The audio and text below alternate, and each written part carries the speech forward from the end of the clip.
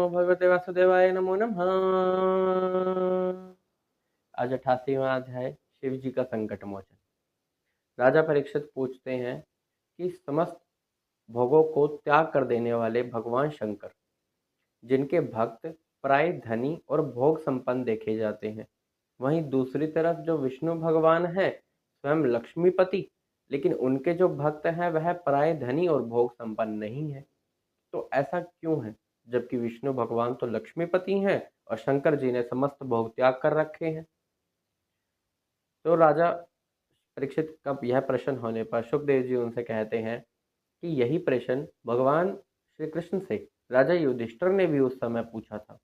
तो उन्होंने बहुत ही सुंदर इसका उत्तर दिया था।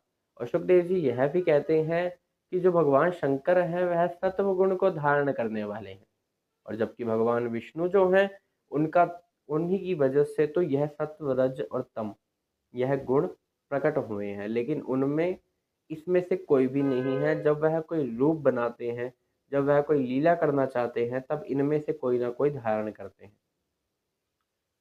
तो भगवान श्री कृष्ण राजा युधिष्ठिर को जो उत्तर देते हैं वह सुनिए। वही सुखदेव जी यहाँ पर राजा परीक्षित को बोल रहे हैं। कहते हैं कि जो मेरे भक्त होते हैं, पहले तो मैं उनसे उनका धन छीन लेता हूँ, और धन छीन लेने के बाद जब वह और प्रयास करता है धन को जुटाने का, तब मैं उसके प्रयास भी निष्फल कर देता हूँ। ऐसा करने की वजह से उसके जो सगे संबंधी होते हैं वह उसे छोड़ देते हैं। तब उसे धीरे धीरे यह बात समझ में आ जाती है कि जो धन है इसके आने से सगे संबंधी भी बहुत बन जाते हैं, और इसके जाने से यह भी चले जाते हैं। तो यह तो है ही धन की वजह से। तो वह कहते हैं कि जब ऐसा होने पर वो बार बार प्रयास करने के बाद भी निष्फल रहता है, तब वह मेरे भक्तों के पास आता है। फिर वह मेरी भक्ति के अंदर लीन हो जाता है और सारी चीज़ों का त्याग करना शुरू कर देता है। फिर उसे कोई कामना ही नहीं शेष रहती सिवाय मेरे। और जब वह मेरे लिए इतना उद्योग करने का प्रयत्न करता है, तब वह मेरे ही स्वरूप को प्राप्त हो जाता है। तो उस स्वरूप को प्राप्त होने के लिए भगवान इतनी कृपा उसके ऊपर बरसा देते हैं। वहीं दूसरी ओर वह कहते हैं कि जो बाकी देवता हैं वह आशुतोष हैं, जल्दी पिघल जाते हैं, जैसे कि भगवान शंकर और ब्रह्मा जी। अब ये पिघल कर जल्दी ही श्राप भी दे देते हैं और जल्दी वरदान भी दे देते हैं, ऐसा देखा गया है। तो इसके ऊपर एक गाथा भी गाई जाती है, वह सुनिए। सुखदेव जी सुना रहे हैं। कहते हैं कि एक वृकासुर था। एक दिन मार्ग से जा रहा था और सोच रहा था कि मैं किन देवता की पूजा करूं जो जल्दी प्रसन्न हो जाए। तो उसको मार्ग में अब नारद जी मिलते हैं। नारद जी से वह प्रणाम करता है और पूछता है कि कौन से देवता जल्दी प्रसन्न होते हैं, जो मेरे को जल्दी वरदान भी दे दें। नारद जी कहते हैं इसमें भगवान शंकर जल्दी प्रसन्न और जल्दी क्रोधित भी हो जाते हैं। तो तुम उन्हीं की आराधना करो, यदि तुम्हें कोई वर की चाहत है तो वैसा ही करता है। अग्नि कुंड के आगे बैठ जाता है, अग्नि जलाता है। 6 दिन तक अपना ही मांस काट काट के भगवान शंकर की आराधना करनी शुरू कर देता है। 7वें दिन जब वह देखता है कि भगवान शंकर नहीं आए, तो वह एक कुल्हाड़ा उठाता है और अपना ही सर काटने का प्रयास करता है। लेकिन सर काटने से पहले ही भगवान शंकर उस अग्नि कुंड में से अग्नि का रूप लेकर ही प्रकट हो जाते हैं और उसके दोनों हाथ पकड़ लेते हैं। उसके शरीर में जहाँ जहाँ जो जो मांस कटा था वह सब का सब जुड़ जाता है, और उसका शरीर फिर से पूर्ण हो जाता है, क्योंकि भगवान शंकर ने उसके शरीर को हाथ लगा लिया है। तो वह कहते हैं अब मांगो, तुम्हें क्या वर मांगना है।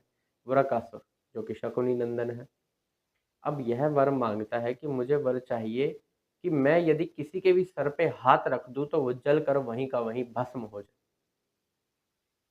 अब भगवान शंकर कहते हैं कि तुमने मेरी जो आराधना की है, ठीक है, मैं उससे प्रसन्न हूँ, लेकिन तुम्हें इतना कष्ट देकर मेरी आराधना करने की आवश्यकता नहीं है। मैं तो केवल जल से ही प्रसन्न हो जाता हूँ। जो मेरे लिए जल भी चढ़ाते हैं मैं उन्हीं से ही संतुष्ट हूँ। थोड़ा सा अनमने से दिखते हैं भगवान शंकर उस समय वर देने के समय पर, लेकिन फिर भी कहते हैं अच्छा चलो ठीक है, मैं तुम्हें वर देता हूँ।